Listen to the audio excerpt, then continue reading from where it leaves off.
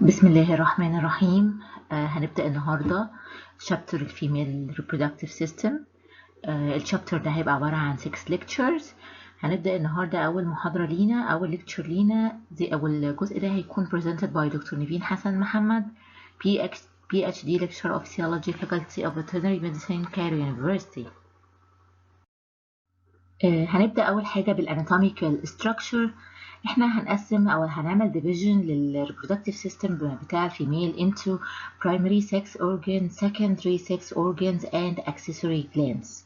So the primary sex organ, which is responsible for the production of the gametes, which is the ovary or steroid hormones, هو ده ال principal organ اللي مسؤول عن reproductive cycle بتاع الفيميل and aided with the other organs such as the secondary sex organ اللي هو بنسميهم duct system اللي هم عبارة عن fallopian tube, uterus, vagina and external genitalia. كل دول بيخدموا على primary sex organ so that the whole reproductive system can perform its function. The secondary sex organs is also some parts of it able to secrete steroid hormone, undergo physiological changes during a female reproductive system. So all of them are under the chief or the master of the ovary, and we are aided by accessory gland, which is a mammary gland, is the final anatomical structure. We will not go in details into our anatomical structure, just small hints on every part. If you want to go in deep for it, just return to your anatomy.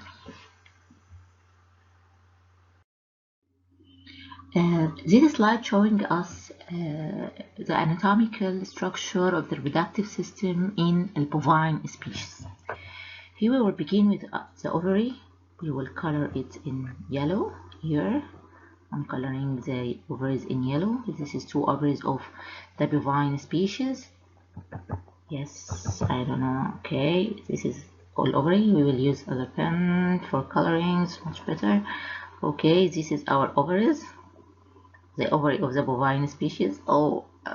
Then these ovaries are catched with funnel shaped like structure. We will begin with our duct system.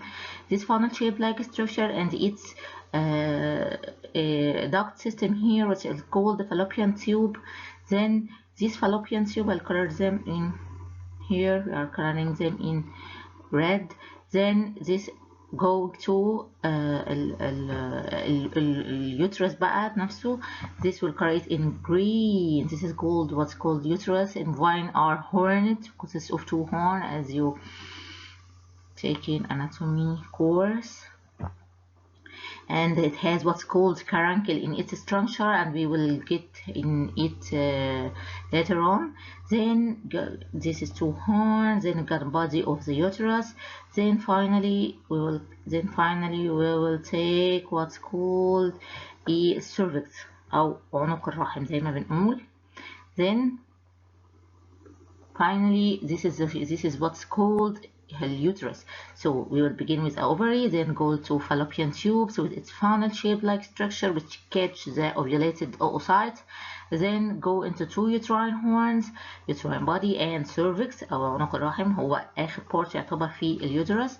بعد كده هنبدأ في الجزء اللي هو conjugation between internal and external environments. It's called vagina. Here this is our vagina. Here it's called here yes it's called in purple.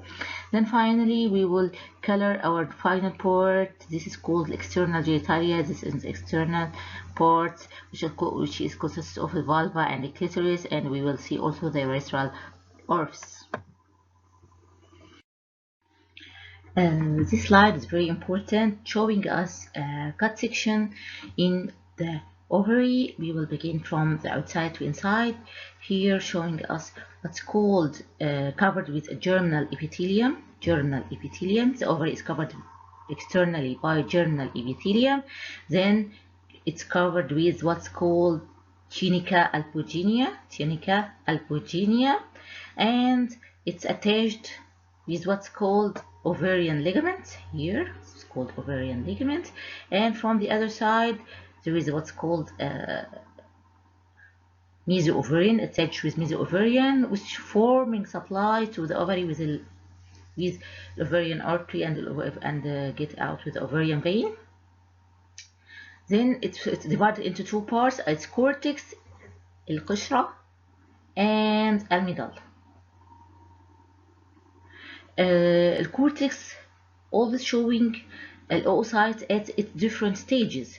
It's beginning with what's called primordial follicles. البداية خالص بتاعت قصة حياة الأوفري، أو البداية خالص هي بتبقى عبارة عن الأوسايت surrounded with primordial follicle. دي عبارة عن oocyte surrounded with a single layer of what's called granulosa cells. Here showing primordial follicle also. This granulosa cell or single layer of granulosa cell become more and more, forming more layers of granulosa cells around it. Then primordial follicle changes into what's called primary follicle. Here showing us what's called primary follicle. Then تبدأ الأوسايت يا ولاد اللي جوه دي تبدأ تكون حواليها حاجة اسمها زونا بيلاسيدا. الزونا بيلاسيدا اللي هو شايفين اللير الشفاف اللي حوالين الاوسايت is called pellucida because it's transparent. اللي هو الزون الترانسبيرنت اللي بتبقى حواليها ده عبارة عن يا ولاد جلايكوبروتين layer بتبقى formed around الاوسايت. Then the granulosa cell become bigger and bigger, forming more and more layers, and then it's changed into what's called secondary follicle. طب انتوا شايفين الفرق بين primary و secondary follicle? Yes, the difference between them is the forming what's called antrum. Antrum, what's antrum? Antrum ده عبارة عن fluid filled cavity. Here I'm coloring it in purple. become bigger and bigger. الفلويد ده بيبدأ يتكون نتيجة الميتابوليزم بتاع الجرانيولوزا سيل، كلها تبدأ تكون cavities filled with fluid.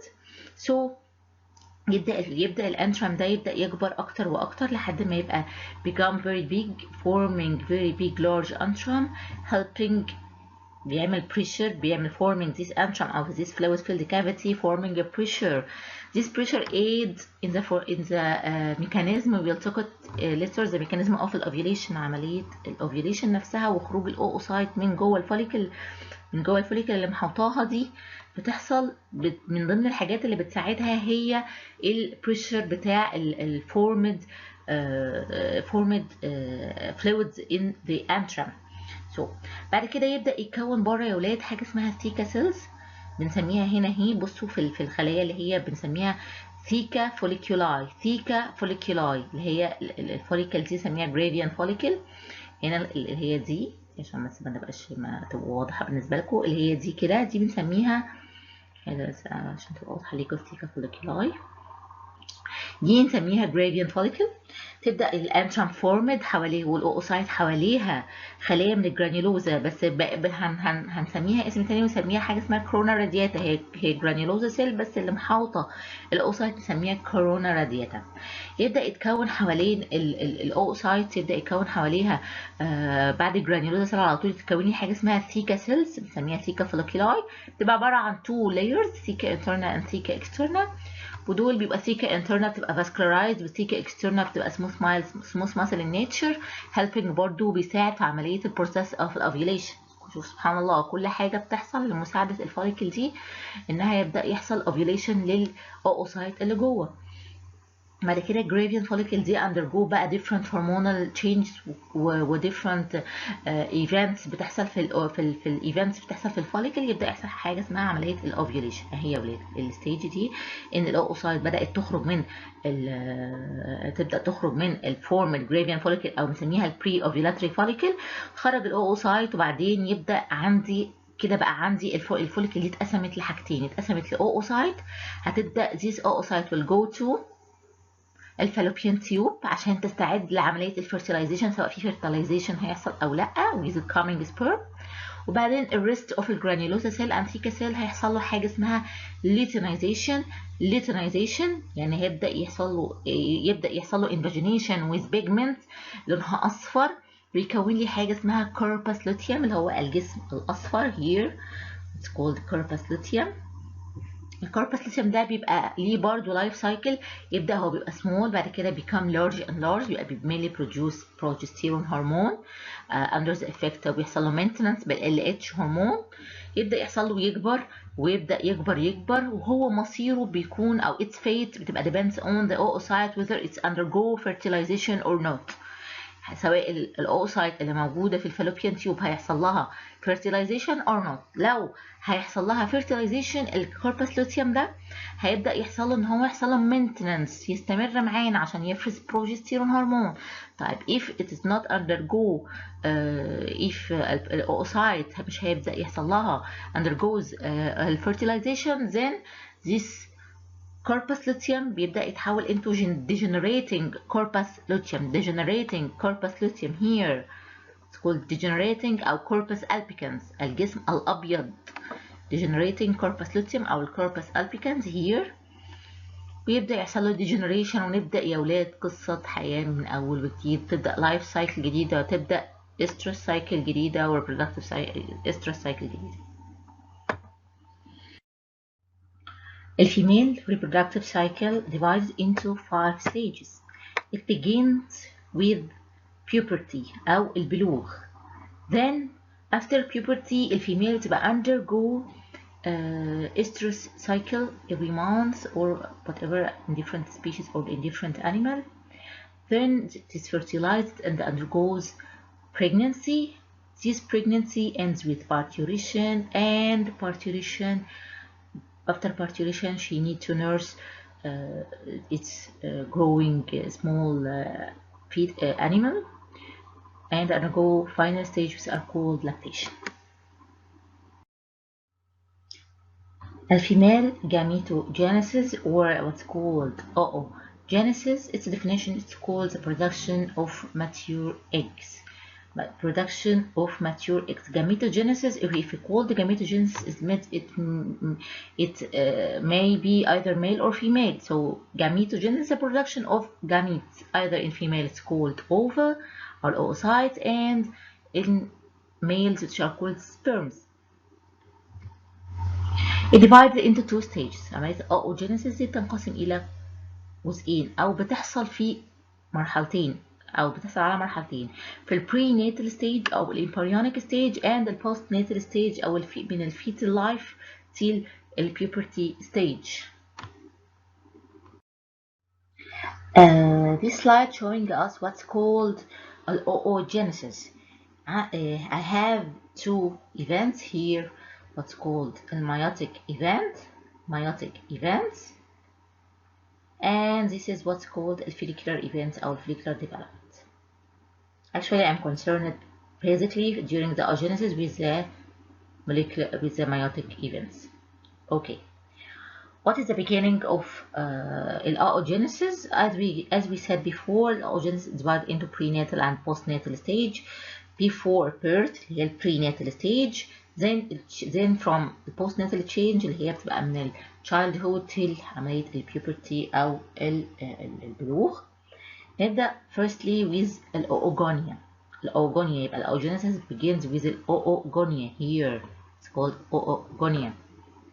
الأوغونيا أو المother cell أو الستيم سيلز دي يا ولاد هي دي اللي بتتولد بيها أو اللي بتتخلق بداية في during the embryonic stages.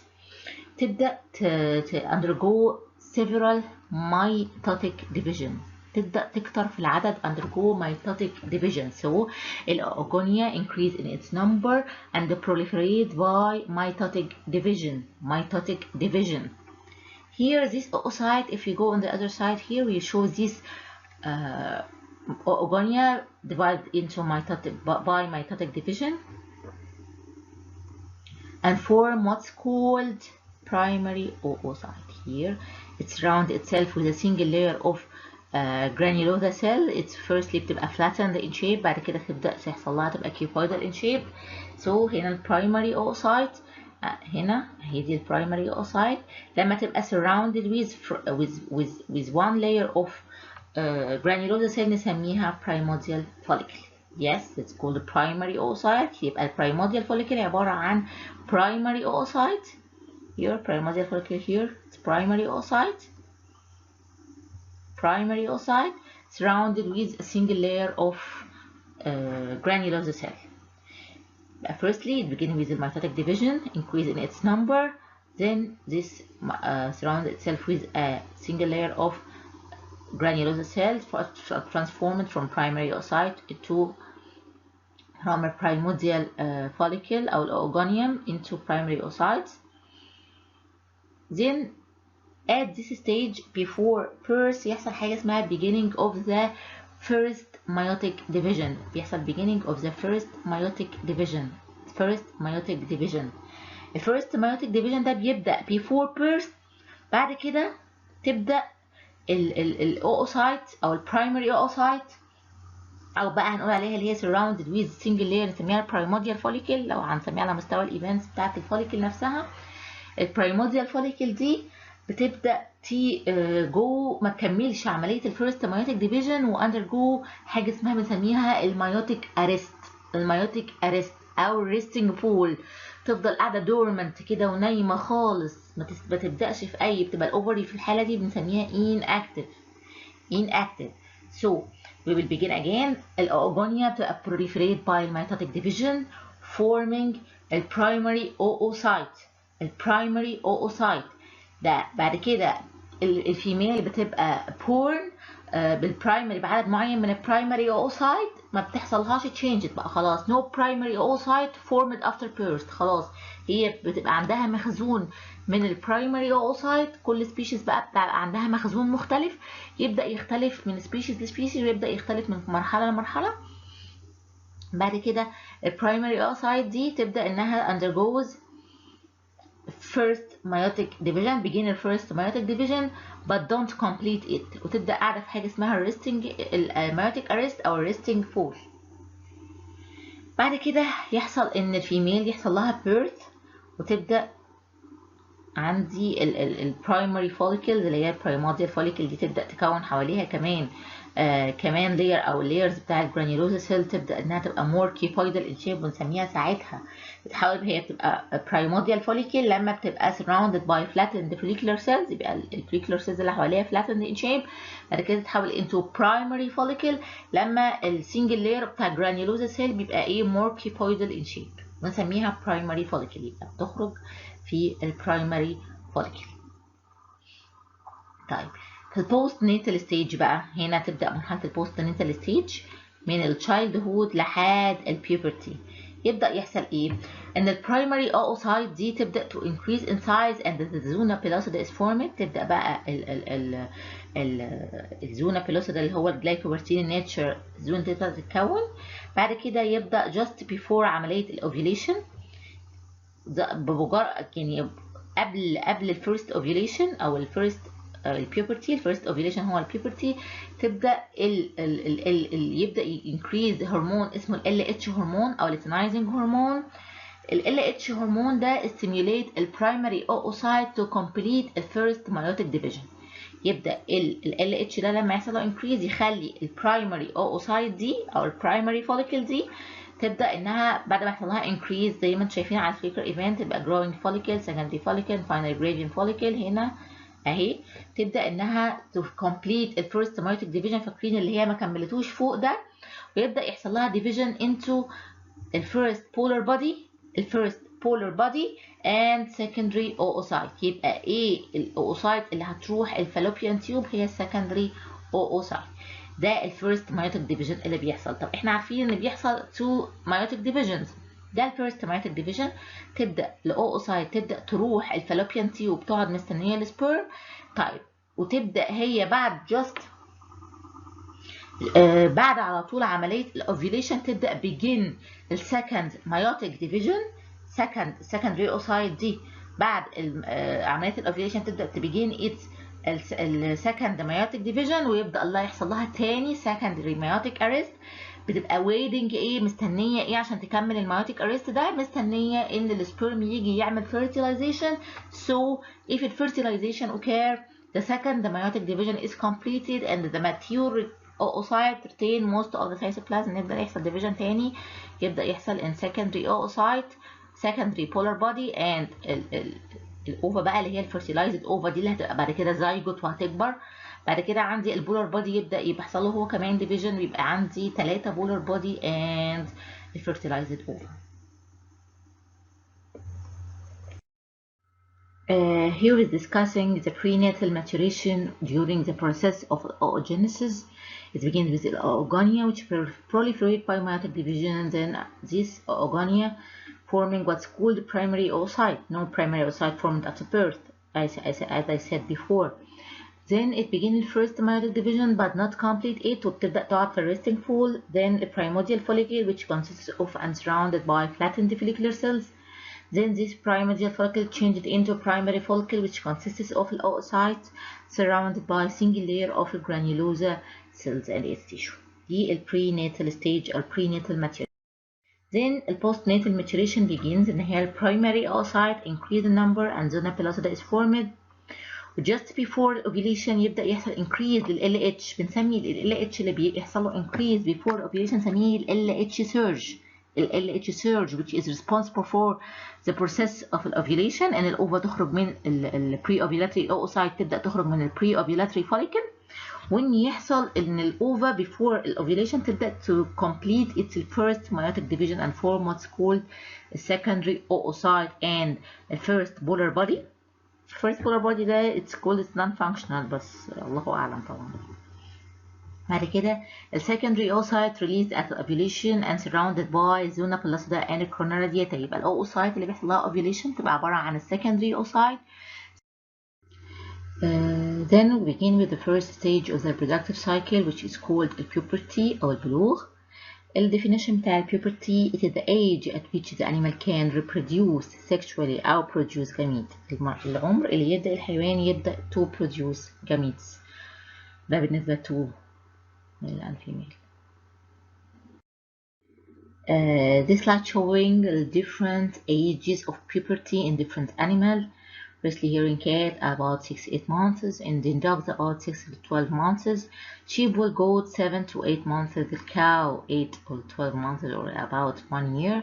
The horse from 1 year to 1 year and a half. This is what's called the ages of a puberty in different species. This slide showing us what's called key concepts. المفاتيح بتاعة عملية البيوبرتي اللي لازم نكون فاهمينها عشان نفهم البيوبرتي كويس. First key إن هو during البيوبرتي ال LH pulses increase due to decrease from estradiol negative feedback. estradiol negative feedback. As we know, الستيرويد هرمون اللي هما الاستروجين and البروجستيرون هرمون forming what's called negative feedback on الgonadotropic hormone from the anterior pituitary, which is either luteinizing hormone LH or follicle stimulating hormone. So عملية during البيوبرتي ال LH pulses increase تبدأ يحصل لها increase due to a decrease from estradiol negative feedback. تاني كي بنقول عليه ان هو الميل exposure يعني تعرض الفيميلز دي للميل اثناء عملية البريدنج بيزود. لقوا ان الميل exposure بيزود البالساتايل ريليز of ال LH and earlier puberty in cattle وشيب وgoats and pigs. ده ليه بيكون نتيجة خروج الفيرمونز what's called pheromones from الميلز اللي بتعمل زي regulation كده للإسترس سايكل في different animals تعمل لها earlier puberty. تالت key concept لازم نكون فاهمينه ان هما السيزونال effect. some animals عندنا بتبقى السيزون either الفوتو period او temperature سواء winter او summer او spring او autumn whatever بيبدأ يغير في الهرمونز بتاعة جسمها وتنقسم الحيوانات او السيزونال breeders دول into long day breeders and short day breeders. This slide showing us this key concept. Keep in mind to discuss later on with the factors affecting puberty. Here we discuss the mechanism of puberty or why puberty occur at this stage exactly. اشمعنى في العمر ده بيحصل ان الهايبوثالاموس يبدا يبقى يستجيب بالشكل ده للجونادوتروبيك هرمونز او للاستروجين اند بروجستيرون هرمون. before puberty بيكون الهايبوثالاموس immature، بيكون very sensitive to very minute amount of الستيرويد هرمون اللي هي very small amount of estrogen and progesterone formed by the gametes of the small or the child or the not mature sexually mature animal. بيبقى very sensitive to that. So at the age of puberty at specific age يبدأ يحصل what's called hypothalamic maturation، والsensitivity دي بتبدأ تقل، فيبدأ يحصل increase للgonadotropic releasing hormones. لما يبدأ يحصل increase للgonadotropic releasing hormones تبدأ يحصل increase للpulsatile release of LH from البيتويتري gland. وزي ما اتفقنا فاكرين في عملية الأوجينيسيس قلنا ال LH ده هو المسؤول عن إن الأوسايت to complete its first meiotic division، يبدأ يعني يساعد في عملية الأوفيليشن والفيرست meiotic division، فتبدأ يحصل عملية الفوليكولوجينيسيس، تبدأ الجاميت production and steroidogenesis and sexual behavior. So we will discuss together the factors affecting the puberty.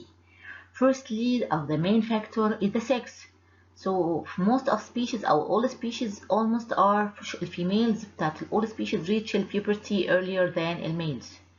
يعني دايما في الكاو مثلا عند بتبقى 2 to 4 months earlier than males.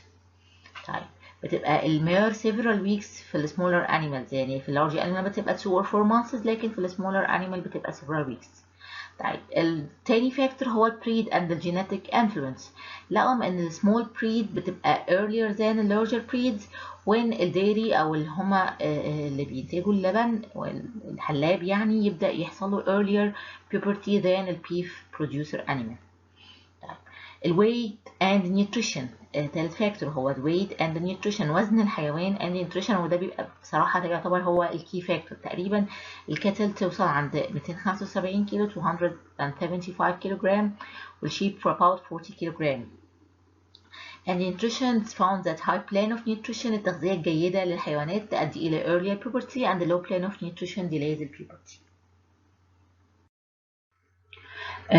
The fourth factor affecting the puberty are the age of the dam. As herefore the younger dam show older age of puberty. كل ما كانت الهيفر younger in ages كل ما تبدأ تخلي يحصل زي delay كده في puberty. طيب the season of the year the fifth factor which is very important especially in the seasonal breeder animal, either it is a long day breeder or short day breeder. So the seasonal difference ده يا ولاد mainly affect what's called melatonin hormone. melatonin hormone هرمون الميلاتونين اللي بتفرز أثناء النوم أو بتفرز بالليل. This hormone بيبقى بيحصل له secretion from what's called a pineal gland. البينيال جلاند الغدة البينيال زي الغدة الدبوسية بين يعني. فالغدة دي هي بتفرز الميلاتونين، والميلاتونين ده هو الكي هرمون which affect the seasonal variation، وهندسكاس it later on ازاي الميلاتونين هرمون بيأثر على السيزونال فاريشن بتاعت الحيوانات والسيزونال استرس والسيزونال انها توصل للبيوبرتي. طيب 6 فاكتور هما endocrine factors. لو ان بعض الهرمونات او بعض النيوروبيبتايدز، حاجه اسمها نيوروبيبتايدز. يعني ايه نيوروبيبتايد؟ كلمه نيورو يعني نيورون، بيبتايدز يعني بيبتايد يعني بروتينات، بتبدا تاثر لي على الهايبوثالاموس والسكريشن بتاع الجونادوتروبيك ريليزنج هرمون. جونادوتروبيك ريليزنج هرمون هو GnRH. طيب ايه هما الحاجات اللي بتزود GnRH وبالتالي هي هتأيد او تأفكت او تتأثر على البيوبرتي بشكل ايجابي؟ اللي هي هيكون حاجه اسمها مهم جدا بالنسبه لنا وهو اسمه الكيس بيبتين، وده نيوروبيبتايد بيتفرز من الهايبوثالاموس. وليبتين هرمون، الليبتين هرمون ده يا ولاد بيتفرز من الاديبوز تيشو، ده هرمون بيتفرز من الاديبوز تيشو عشان كده فاكرين لما قلنا ان الحيوان لما بيوصل وزن معين هو بيبدا يتفرز الهرمون ده من الاديبوز تيشو، فيبدا يلاقوا ان هو كمان يعتبر من الكي فاكتورز افكتنج عمليه البيوبرتي. لما يوصل الحيوان وزن معين يبدا يفرز الليبتين هرمون ده بشكل كبير، فيبدا ينكريز الجونادوتروبيك ريليزنج هرمون. another factor هو الجلوتاميت. الجلوتاميت ده برضو يعتبر نيوروبيبتايد. also this what's called nitric oxide or carbon monoxide. and finally what's called neuropeptide Y، برضو ده عبارة عن بيبتايد بيتفرز من الهايبوثالاموس. كل دول بينكريز الجونادوتروبيك ريليزنج هرمونز.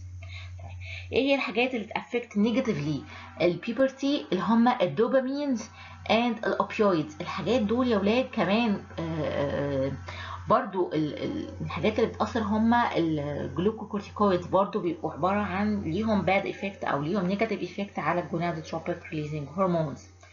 فاينلي عندي اهم فاكتور بقى اللي هو مهم جدا اللي هو الجروث هرمون. الجروث هرمون وده ليه بوزيتيف امباكت على الجونادوتروبيك او على عمليه البيوبرتي. Also, pheromones have a very important effect on puberty, as pheromones secreted from the male partner and the exposure to the male led to increase the pulsatile release of LH and earlier puberty in a phenomena which is called RAM effect. بتحصل العملية دي بنسميها في الشيب والجوت، بنسميها أو في الشيب بس بنسميها RAM effect. يبقى RAM effect ده بنعمل exposure لليو to الميلز during its breeding، فيبدأ يحصل earlier puberty وenhance كمان عملية الfertility. So اليوز ovulate naturally in response to the shortening daylight. فهم بنسميهم الشيب والجوت او الشيب بنسميهم short day breeders that occurs during autumn and early winter. short day دايما بيكون في الautumn والearly winter. During the hour of darkness, اليوز produce melatonin and when this is increased it stimulates complicated change بقى اللي هما الميلاتونين يأثر على الجونادوتروبيك releasing hormone فactivate ultimate and finally leads to ovulation. Our final factor that we will discuss together is the stress and how the stress can affect puberty and affect a reproductive cycle. In an axis, this slide showing us axis what's called hypothalamic أو hypothalamus pituitary gonadal axis. العلاقة بين الهايبوثالاموس والpituitary glands and الجونادز أو reproductive organs. Showing us here it's showing us that how the stress can affect puberty and the reproductive behavior and the reproductive cycle. When the stress occurs, it increases the adrenal gland which is the suprarenal gland. الجلاند اللي اسمها الادرينال gland اللي بتفرز حاجه اسمها الجلوكوكورتيكويدز. It was mentioned in the endocrine chapter. الادرينال secretes الجلوكوكورتيكويدز which stimulate الgonadotropic inhibiting hormones and the neuron. In the hypothalamus there is two different types of neurons, what's called gonadotropic releasing hormone neurons and gonadotropic inhibiting hormone neurons. And the arrow showed with head, the arrow with head is a stimulatory factor, and the arrow without head here showing us inhibitory or negative feedback. So when the adrenal secretes glucocorticoid, it stimulates the gonadotropic inhibiting hormone neurons, so it inhibits the gonadotropic releasing hormone neuron, and sequentially it inhibits the gonadotropin synthesis and release, and finally it inhibits or has negative feedback on reproductive behavior.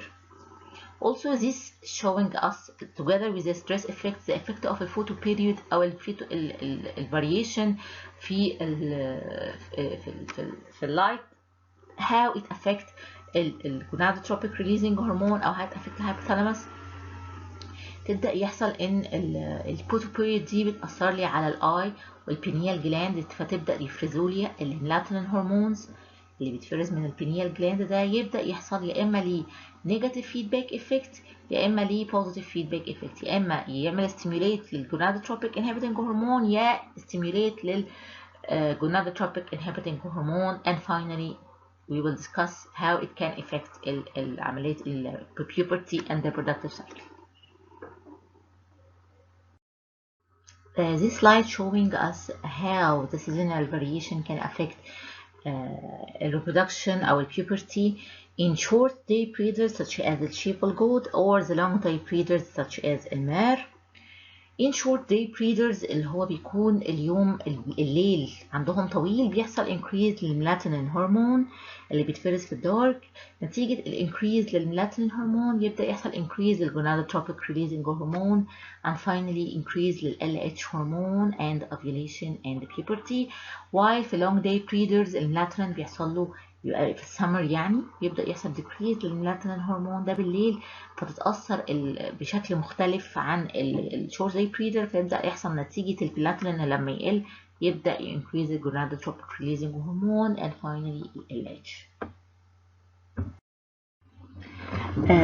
This slide showing a schematic model of gonadotropic inhibiting hormone and its relation with gonadotropic releasing hormone action in the brain, the hypothalamus and the pituitary. السلايد ده هيكون توضيحي مش هيكون حفظ ولا مذاكرة، بس it's showing us the relation between the hypothalamus and the pituitary and how they interact together to affect the gonads. So firstly, the neurons here, the upper part showing us, I'll color it here. This upper part here is the hypothalamus and the lower part here is the pituitary, and it is a link our pathway here أو بنسميه الأكسس between the hypothalamus and the pituitary gland, showing us in the hypothalamus with different types of neurons. Here there are different types of neurons. Firstly, this is called gonadotropic inhibiting, as we mentioned before, gonadotropic inhibiting hormone neurons, and here showing a gonadotropic releasing hormone neuron, and this was called KISS neurons, which secrete the KISS-15. As we mentioned before, this KISS-15 is very important and very key factor in the regulation of gonadotropic releasing hormone. ازاي الكلام ده بيحصل؟ طيب اول حاجه لما نشوف هنا بالنسبه للجونادوتروبيك انهبيتنج هرمون نيورونز هي عباره عن خليه، هتلاقي عليها هنا فوقيها عباره عن receptors to different هرمون، بعضها يعمل لها سويتش اون وبعضها يعمل لها سويتش اوف. يعني بعض الحاجات او الريسبتورز الموجوده تعمل سويتش اون للنيورونز وبعضها يعمل لها سويتش اوف. يعني ايه سويتش اون وسويتش اوف؟ كلمه سويتش اون يعني تخليها تفرز الجونادوتروبيك انهبيتنج هرمون، وسويتش اوف يعني ما تخليهاش تفرز الجونادوتروبيك انهبيتنج هرمون. زي ما انتم شايفين عليها ريسبتورز للميلاتونين، يعني على الجونادوتروبيك انهبيتنج هرمون ريسبتورز للميلاتونين here. Also it has receptor for glucocorticoid والستريس افكت ايه ليها stimulatory effect على الجونادوتروبيك inhibiting hormone. Also showing receptors for estrogen, so this can make the link between the negative feedback of estrogen on the gonadotropic hormone. When there is an increase للاستروجين فالاستروجين هيبدأ يجي يمسك هنا،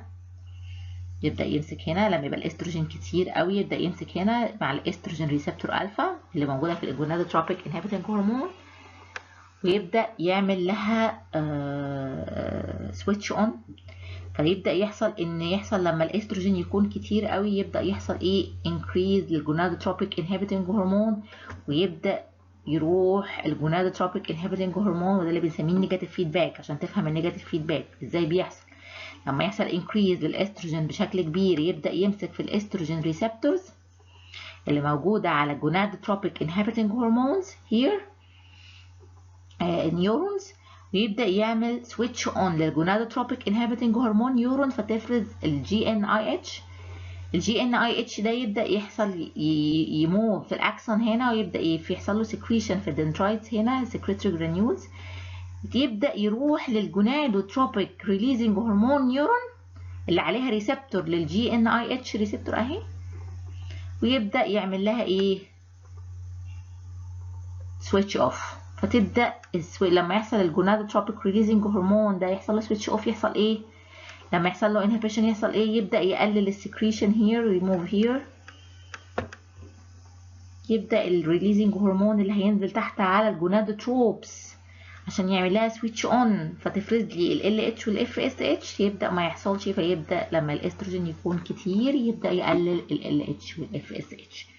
ده شرح توضيحي ازاي بيحصل نيجاتيف فيدباك لل للاستروجين. Also this inhibiting hormone has its terminals with showing its terminal with the kiss neuron which produce the kiss peptide or kiss peptides. Also الجونادوتروبيك releasing hormone لقوه عليه receptors to الكيس peptide hormone. يبقى الكيس بيبتايد نيورونز دي تبدأ تفرز الكيس بيبتايد هرمون اللي ليه بوزيتيف فيدباك، ويبدأ يعمل سكريشن، يبدأ يستيميوليت. خلينا نمسح بقى هنا، يعني نمسح كده عشان نوضح بقى احنا هنعمل ايه في الحتة دي.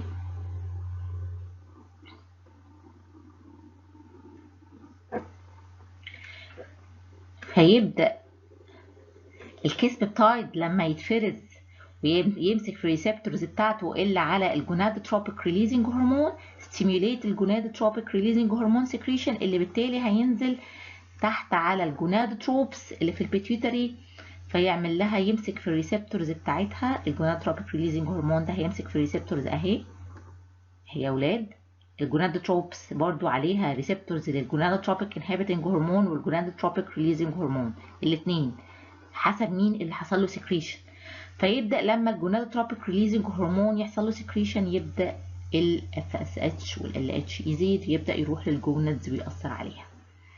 يبقى اتكلمنا هنا ان الجونادوتروبيك ريليزنج هرمون if we can remove كل اللي احنا عملناه ده كله، كل الشربطة كده نشيلها.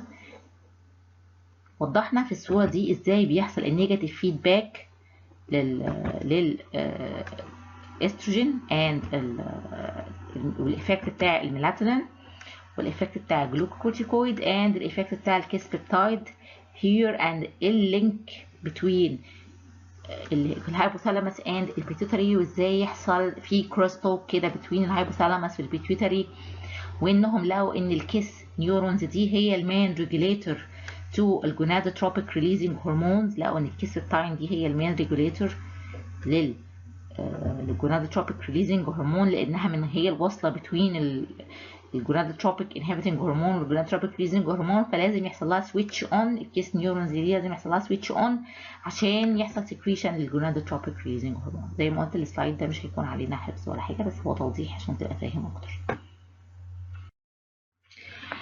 ده برضو سلايد توضيحي برضو لنفس الفكرة اللي احنا قلناها المرة اللي فاتت او في السلايد اللي فات. الاكسس between الهايبوثالاموس and البيتويتري and الجونادز بنسميه الهايبوثالاموس pituitary gonadal axis او الجي هايبوثالاموس HPG axis. هنا برضو ده الهايبوثالاموس، وازاي برضو عندي two types of neurons او different types of neurons في الهايبوثالاموس. One for the gonadotropic releasing hormone and one for the gonadotropic inhibiting hormone, and how the crosstalk and how they interact between the gonadotropes and how they interact with the gonadotropes, how the hypothalamus neurons interact with the gonadotropes, and finally it affects the sexes and how the estrogen and the progesterone or testosterone يعملوا الفيدباك على الهايبوثالاموس عن طريق زي ما قلنا المرة اللي فاتت الجونادوتروبيك انهبيتنج هرمون الريسبتورز اللي عليها. ده تقريبا نفس شرحه هيكون شرح السلايد اللي فات. ده كده نهاية البرزنتيشن بتاعنا. بعد كده هيكون عندي بعد نهاية كل محاضرة هيكون عندي أسئلة هنا في عندي critical thinking questions، حاجة كده عايزة أعملك تحلل كده المحاضرة، إن إزاي ممكن إن nutritional deprivation أو nutritional status، إزاي الحالة الغذائية للحيوان إزاي ممكن تأثر على البيوبرتي. ده سؤال حضرتك أنت المفروض تحلله نتيجته من المحاضرة بتاعتنا. إزاي حضرتك ممكن نقدر نعمل outline للregulatory mechanism of puberty in seasonal breeder، يعني ازاي السيزونز بتأثر على السيزونال بريدرز، either زي صورتنا هنا المير، ازاي ممكن انها long انها short day breeders او either long day breeders، يعني ازاي ممكن يأثروا على البيوبرتي. ده اخر سلايد عندنا، يكون في دايما اسئله في نهايه كل محاضره هنحاول نجاوبها، ولو حد وقف معايا اي حاجه هيبعت لي على كلاس روم او زي ما تحبوا نتواصل ازاي. و لو في اي حاجه انتم مش فاهمينها في المحاضره برضو احنا ممكن نحاول نوضحها اكتر، ابعت لكم لينكات لكتب او لينكات لسايتس او لفيديوز ممكن تشرح لكم اكتر الاجزاء دي. I hope ان الموضوع يكون سهل، محاضرات الفيميل سهلة ان شاء الله وهتكون بسيطة، ودايما هيكون في نهاية كل محاضرة اسئلة مهمة لازم نكون نركز عليها قوي قوي. اوكي، ثانك يو، ربنا يوفقكم.